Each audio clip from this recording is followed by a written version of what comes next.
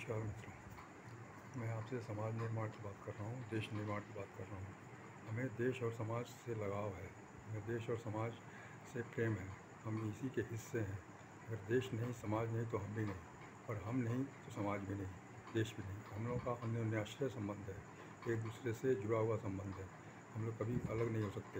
इसलिए हमारी दिलचस्पी हमेशा समाज निर्माण की होनी चाहिए, और समाज निर्माण हमारे निर्माण के बिना नहीं हो सकता है।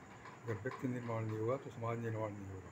और व्यक्ति निर्माण के लिए उसकी आधारशिला जो है वो उसकी सोच है, उसकी एटीट्यूड है, उसका विचार है, उसी पर उसका जीवन आधारित है। और हमारे जीवन पर समाज का जीवन आधारित है, देश का जीवन आधारित है। यह समझने वाली चीज़ है, मानने वाली चीज़ है, और इसको हमको करना पड़ेगा। ये हमें आज नहीं तो कल करना पड़ेगा। हम जिस अवस्था में हैं उस अवस्था में नहीं रह सकते। आज देखिए पर्यावरण में कितना परिवर्तन आ गया। 100 सालों के अंदर आज बताते हैं कि 1 से 1.5 डिग्री का टेम्परेचर पृथ्वी का बढ़ गया है। 100 वर्षों में करीब 18 करोड़ स्क्वायर किलोमीटर का जंगल साफ़ हो गया पूरी दुनिया में। यह आंकड़े बताते हैं, और इसके कारण आज तापमान बढ़ गया। आज ग्लेशियर्स पिघल रहे हैं, आज बड़े बड़े हिमखंड पिघल रहे हैं, समुद्र का लेवल बढ़ रहा है, गर्मियाँ बढ़ रही हैं, मानसून इरेगुलर हो रहा है, अनियमित हो रहा है। जिस समय मानसून आना है उस मानसून नहीं आता।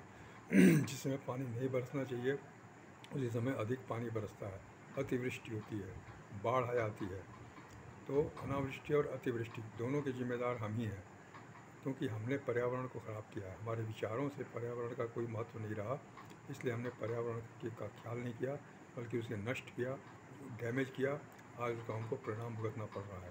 पहाड़ हैं, मजबूत पहाड़ हैं, मजबूत पत्थर है, चट्टान है, हमारी रक्षा के लिए है, पानी के बहाव को रोकने के लिए है, लेकिन हमने उसको तोड़ दिया, हमने उसको कमज़ोर बना दिया, हमने उसको जगह जगह से उड़ा दिया, ब्लास्टिंग से तोड़ा, बनाने के लिए, कुछ निर्माण करने के लिए अनावश्यक ढंग से किया विकास के नाम पर।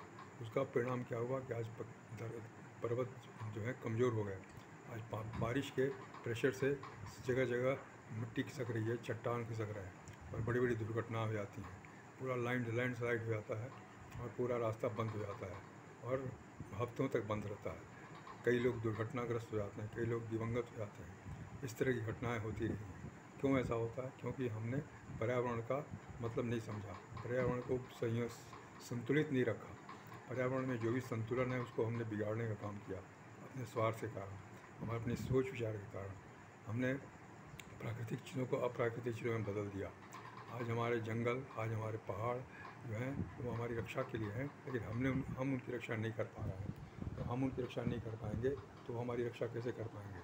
आज जंगल में इतने सारे पेड़ लगे हुए हैं, लेकिन आज विभाग के ही लोग उसे बेच करके उसको कटवा रहे हैं, उसको तोड़ रहे हैं। हरे भरे वृक्ष को तोड़ा जा रहा है, और उसके बाद कहा जा रहा है कि सूखा हुआ पेड़ था, ठूंठ था, इसलिए उसको काट दिया गया।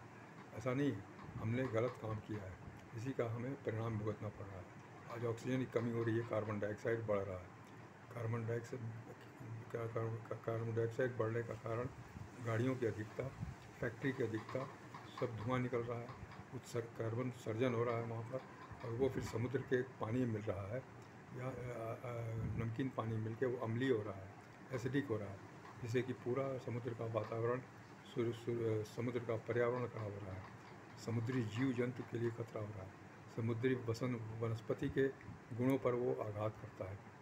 इस तरह से हम हर तरीके से असुरक्षित हो रहे हैं, हर तरीके से हम खतरे में जा रहे हैं।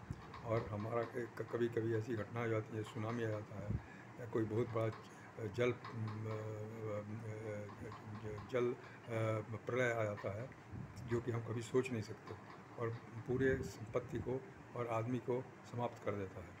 इसलिए हमें बहुत ही सोच समझ के काम करना है, अपने विचारों को संतुलित बनाना है, अपने विचारों को दृढ़ बनाना है, अपने विचारों को मजबूत बनाना है, ताकि हमारा समाज बनने से हमारा समाज, हमारा देश बेहतर बन सके।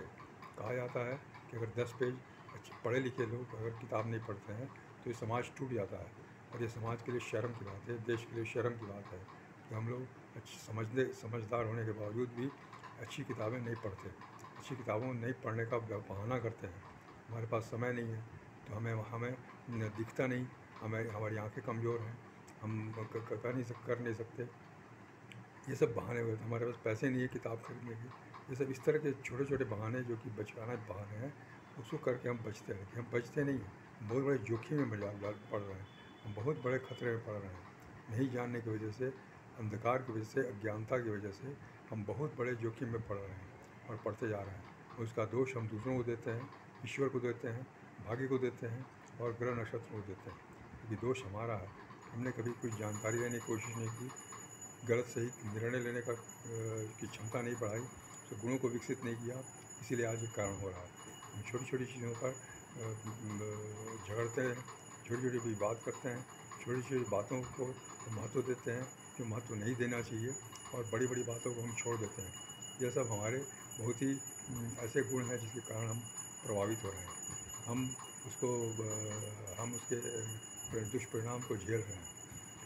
आज मैं समाज के ऐसे लोगों को भी मैं आपके सामने वर्णन करना चाहूँगा जो कि समाज के लिए बहुत कुछ कर रहे हैं, उस पॉजिटिव हैं, बहुत कुछ अपने बलबूते पर कर रहे हैं।